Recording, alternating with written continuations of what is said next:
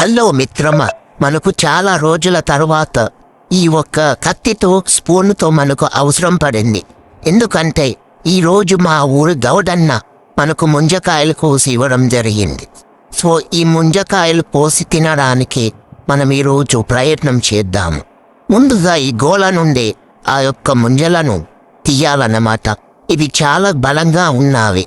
So నేను వీటిని గోడకేసి బాదుతున్నానన్నమాట. ఎందుకంటే అవి ఊడిపోవాలని. పెట్టకేలకు నేను 2 ముంజకాయలనైతే గోల నుండి తీశాను. ఇప్పుడు మనం ఈ పదునైన కత్తితోని కోయడానికి చాలా ఇబ్బందిగా ఉంటుంది.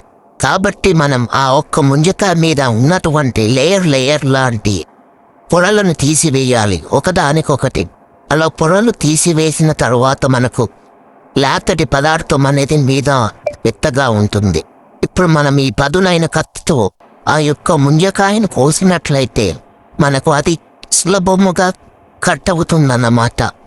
చకచక కత్తితో కోసాక అందులో మనకు 3 కన్నుల గల ముంజకాయ అయితే ఉన్నాయన్నమాట. ఈ 3 కన్నుల ముంజకాయ చాలా లాతగా ఉంది. అలాగే అందులో నుండి వచ్చే రసం అనేది చాలా తీయగా ఉంది. మనం ఇదే ముంజకాయలు సిటీలో 12 కన్నులు ముంజలు గల కన్నులకు 100 రూపాయలు చెల్లించగలుగుతున్నాం.